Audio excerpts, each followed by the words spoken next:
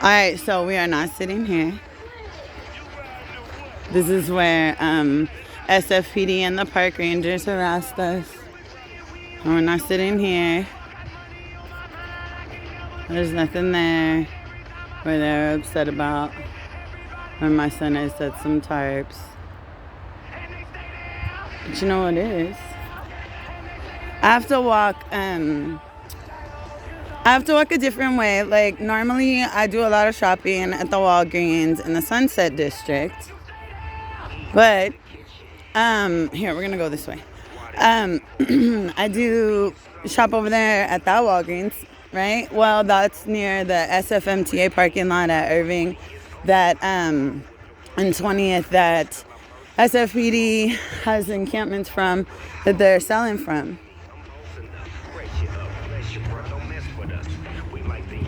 Well, what she do is she got the evil Filipinos at Extra Mile refusing now on a consistent basis to take my shit.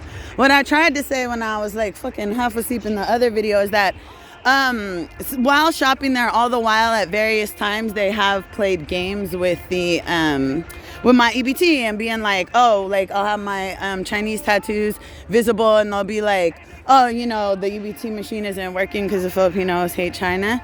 And so stuff like that. So they've played games with the EBT or to like retaliate if I've uploaded something, you know what I mean, that's pissed them off or something like that. So they have played games, but it's been so consistent now.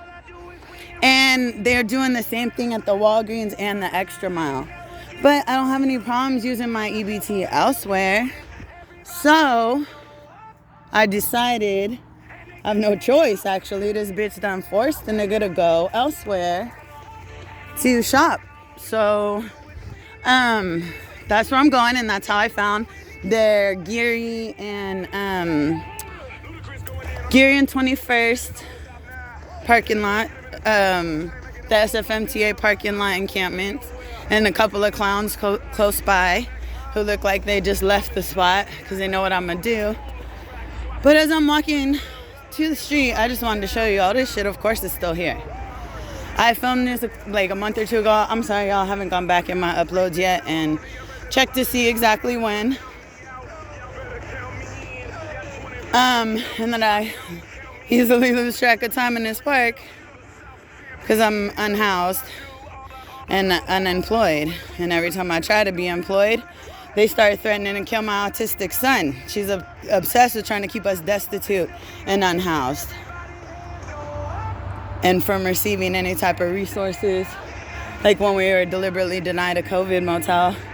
Oh, but that was awesome to have that one SFPD officer Johnson say, yep, that does sound like gross criminal negligence, when I explained what Park Ranger Calical did to us. So that was pretty nice, and I felt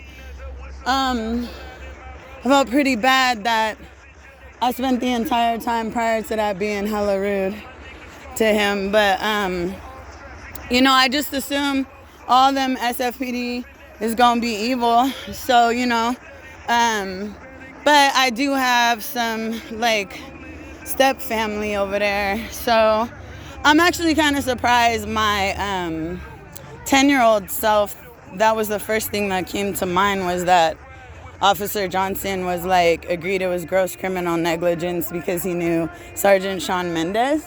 Because actually I would have said, oh, you must be cooperating.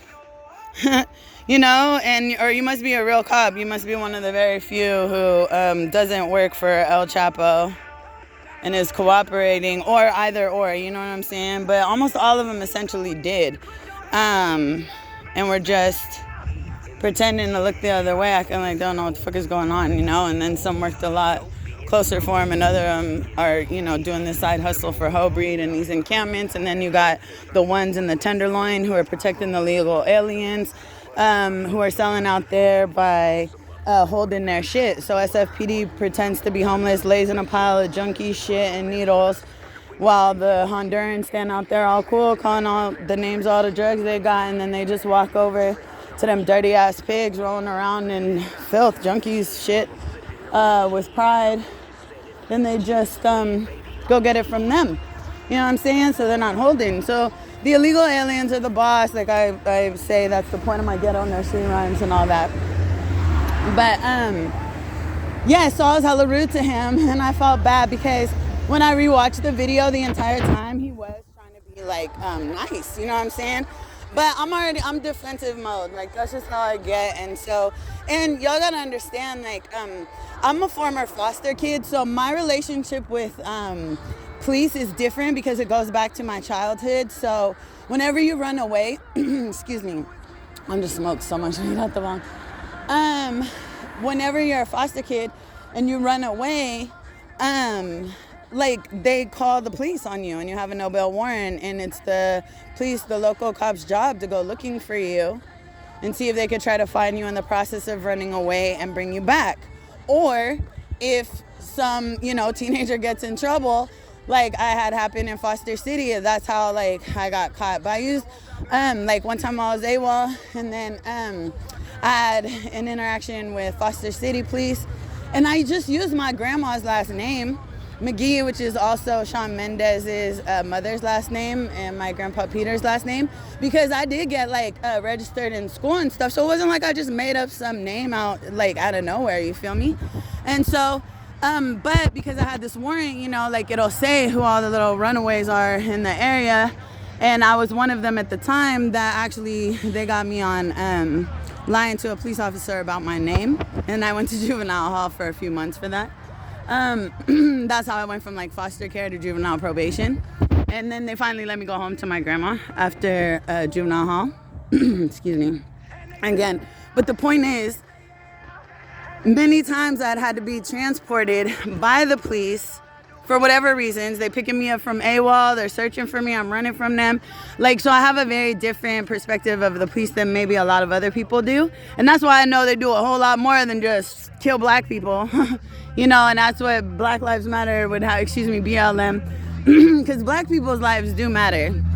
But they a bunch of lesbians who are profiting in the millions off of the deaths of black men, and a lot of them parents are getting angry because they're profiting off of their dead children and they ain't seeing no money. Okay, so I do not support BLM, but I do believe that black people's lives matter, obviously.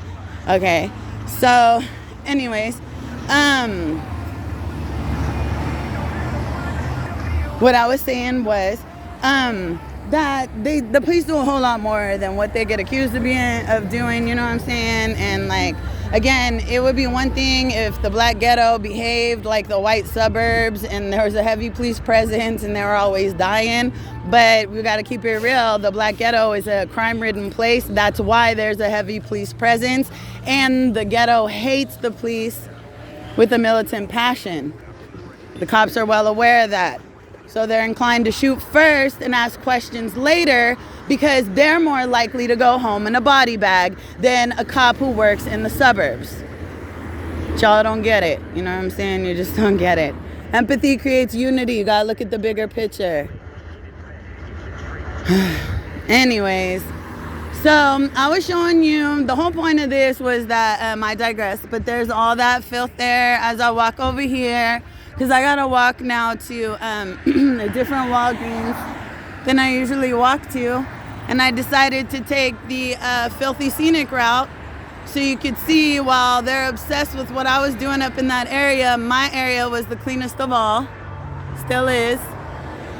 And the entire area is still filthy. Like I showed y'all in some video from a month or two ago of what it's like to walk your dog in Golden Gate Park.